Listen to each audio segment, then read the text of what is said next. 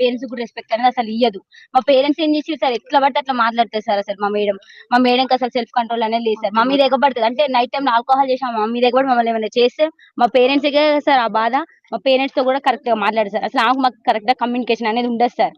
మీరు alcohol ACT madam ఆమెకు బాగా సపోర్ట్ సార్. మేము నైటే పట్టుకున్నాం అందుకనే ఇంత దాకా రావాల్సి వచ్చింది సార్. డిమాండ్స్ ఏందమ్మా?